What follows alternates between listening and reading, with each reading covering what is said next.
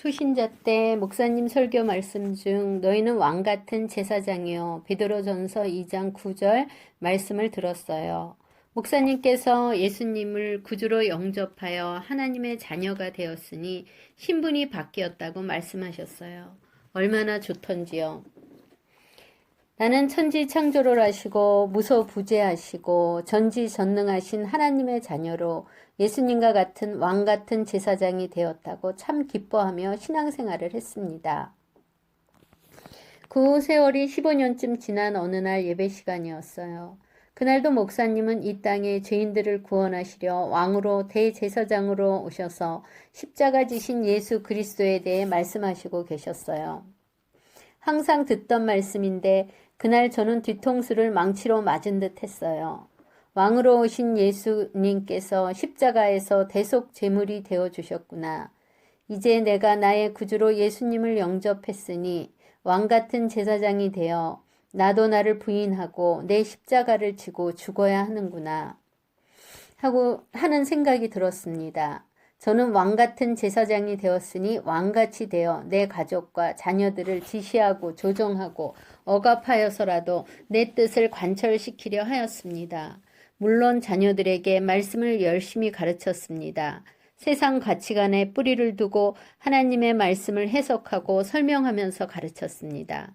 그러니 아이들이 얼마나 혼란스러웠을까요? 오늘 신명기 9장 9절에서 21절 말씀을 목사님 설교를 통해 들었습니다. 그러고 다시 한번 깨달았습니다. 모세와 예수님처럼 중보자로 사는 것이 왕같은 제사장으로 사는 것이라는 걸요. 모세가 시내산에서 하나님의 언약의 돌판을 받으러 올라가 40일 동안 금식 기도를 할 때 출애굽한 이스라엘 백성들은 시내산 밑에서 스스로 부패하여 자기들을 위하여 금송아지를 만들었어요. 저는 그 오랜 시간 믿음 생활을 하면서 말씀을 들을 때 듣기 불편한 말씀은 빼고 축복의 말씀만 듣고 귀에 듣기 좋은 말씀만 찾아 읽었습니다. 축복을 많이 받고 싶었어요. 돈도 많이 벌고 자녀들이 좋은 대학, 좋은 직업을 갖게 된 후 내가 하나님을 잘 믿어서 이렇게 복을 받았다고 의시되고 싶었어요. 스스로 금송아지를 만들어 놓고 경배하며 하나님을 경배한다고 착각하며 믿음 생활을 했었습니다. 신명기 9장 9절 21절에는 모세는 첫 언약의 말씀을 받을 때 그리고 금송아지 사건으로 첫 언약이 깨지고 두 번째 언약의 말씀을 받을 때 이렇게 두 번 물도 마시지 않는 40일 금식 기도를 하였다고 나옵니다. 진정한 중보자 모세였습니다. 창세기 3장에서 뱀은 아담과 하와를 유혹합니다. 창세기 3장 5절에는 뱀이 너희가 그것을 먹는 날에는 너희 눈이 밝아져 하나님과 같이 되어 선악을 알 줄을 하나님이 아심이라 라고 말합니다. 뱀이 너희가 라고 말하는 것으로 보아 아담과 하와가 뱀의 말을 같이 들었다고 생각했어요.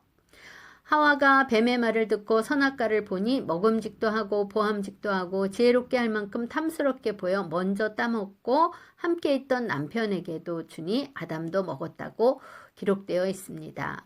아담도 함께 있었다고 또한 기록되어 있네요. 에덴 동산의 모든 것을 다 가진 아담 하와가 선악과만은 먹을 수 없는 상황에서 가장 유혹되는 말은 하나님과 같이 된다는 말이었네요.